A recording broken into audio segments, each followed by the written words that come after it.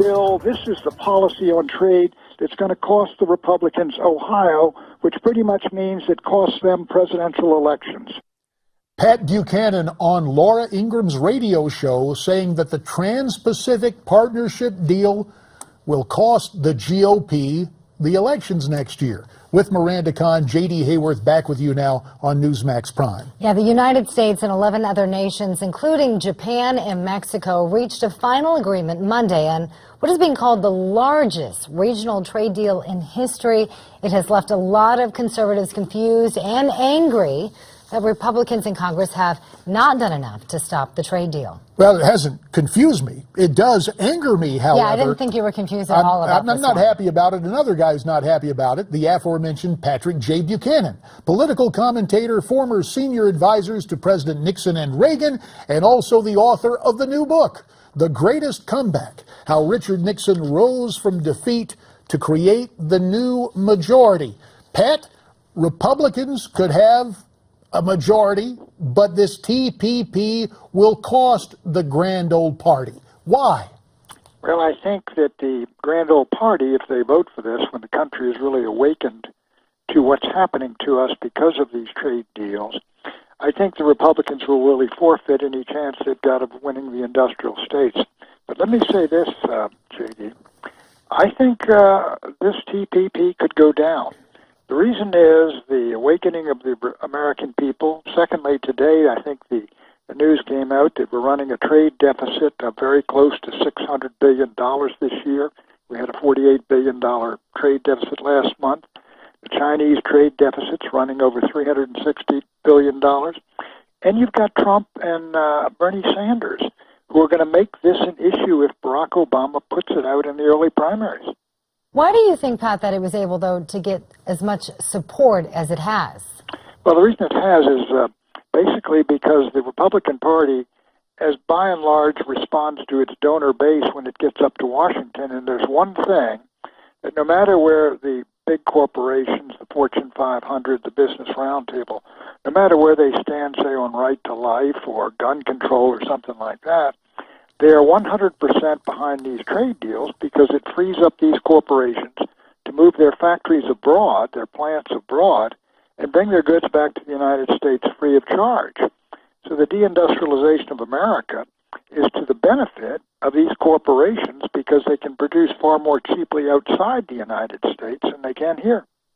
Pat, let's move from economics to national security, specifically what's going on in Syria, Russia, and Yeltsin's air campaign there.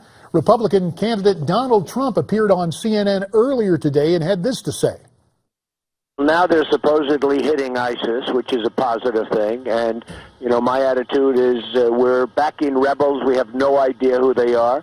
As you know, we did it in Iraq, and we did it in other places, in many other places. And frankly, every time we just get bogged down in the Middle East, and Russia will be bogged down in the Middle East. Will Russia be bogged down in the Middle East, Pat?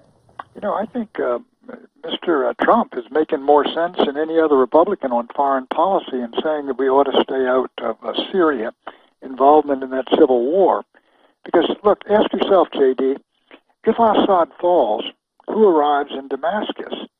It's going to be ISIS. They would have the capital of Syria and control an entire country. Why then are we helping rebels to bring down Assad? I mean, I understand what Mr. Putin is doing. He's trying to save Assad and his regime because he's got a base, has always had one on the Mediterranean in Syria. I understand even what the Iranians are doing because if Assad falls, I mean, it's a huge defeat for the Shia. It's a defeat for Hezbollah. But what are the Americans doing trying to bring down Assad when, as I say, the result of that would be the rise to power of ISIS in Damascus, and you would have demands for American army to go in and take them out. With less than a minute remaining, Pat, we want to talk about another subject. I'm moving to the race for Speaker of the House.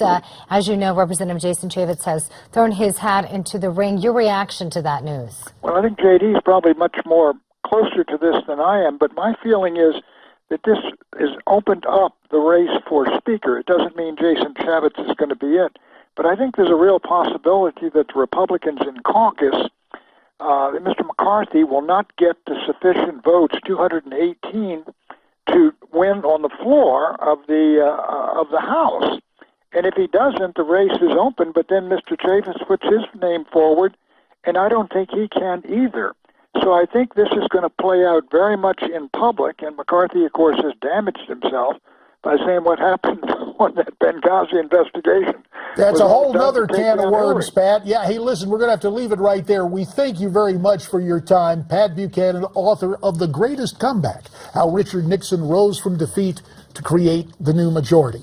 And this programming reminder, tonight at 10 Eastern, 7 Pacific, Dr. Ben Carson sits down with Steve Malzberg for a one-on-one interview only on Newsmax TV. And Newsmax wants to know which candidate has your support in the Republican Party. Vote right now at newsmaxpolls.com.